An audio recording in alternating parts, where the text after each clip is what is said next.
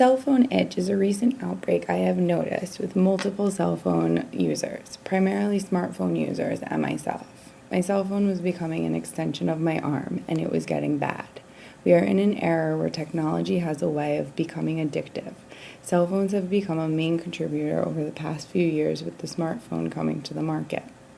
Having recently purchased a smartphone, I noticed this itch about using it. A few days after purchasing the smartphone, I needed to be on it 24/7. If I saw someone else on theirs, I had to check mine. So I began to look around and see common behaviors of this with everyone else. If the word cell phone was used, the person either had to get their phone out or at least look at their phone. If someone took out their cell phone, the other people had to take out their cell phone as well. During conversations, if the phone vibrated or rang, the owner would stop the conversation to answer the phone. The green flashing light that goes on and off for any unread messages was also immediately answered, disrupting the conversation. I was becoming an excessive user. I charged my battery at least once a day. I drove with my phone. I ate with my phone. I slept with my phone. I never shut off my phone.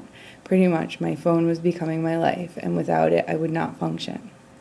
After looking around, I decided these behaviors were turning into an addiction, according to Webster Dictionary, which states a compulsive need for and use of a habit-forming substance, aka an addiction. I noticed I was losing friends because they didn't want to dine with me on my cell phone. I was content in sitting at a bar with my cell phone and no one else. I was checking out numerous people's vacation on Facebook instead of going on vacation. This is a contagious disease that spreads in many public places. If one person takes out their phone, then another, and by the end of 5 minutes, the whole store has cell phones open. Thankfully, I found help, and you can too, without any use of major drugs or huge insurance fees. If you are strong-willed and able to attempt these next few steps, you will get back to being you and not affected by the cell phone itch.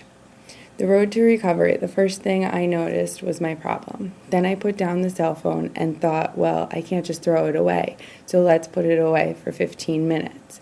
Gradually, this gets easier. Take baby steps so you don't reach the point of the shakes.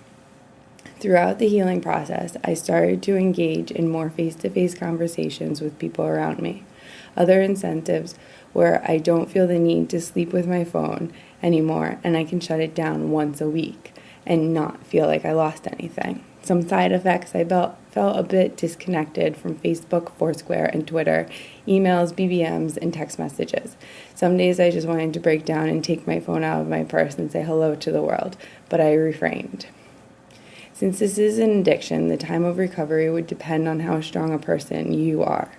I was cell phone itch-free by week 2. If you can resist the urge to pick up the phone when you see someone else, you're doing great. You should be controlling your usage of your phone. Your phone should not be controlling you. When you feel the vibration or ringing or see the flashing green light, don't have to pick it up right away. Finish your conversation and then excuse yourself to attend. On weekdays, I did find myself trying to pick up my phone when I saw others, but I remained calm and resisted the urge. You'll notice your conversation sans your cell phone will become much more in depth. When you feel it is necessary, update your Foursquare, Facebook, Twitter, and text messages. Keep in mind when you have company around to refrain from using your cell phone. You'll be thankful in the end with a fully charged battery at 4 p.m. I wish you the best of luck on your road to scratch the cell phone itch and get back to normal face-to-face conversations without the interruption of your cell phone. It only takes one cell phone user to interrupt the spread of the cell phone itch. Why don't you be the first? If you use your phone for work, I recommend trying another method. If you cannot separate from your phone for 15 minutes, I suggest you seek professional help. If you don't see results in 3 days, you may want to find another method. Thank you and good luck to you. Note, this is not a real diagnosis or disease that I'm aware of, just an annoyance of dining with people on their cell phones. Thank you.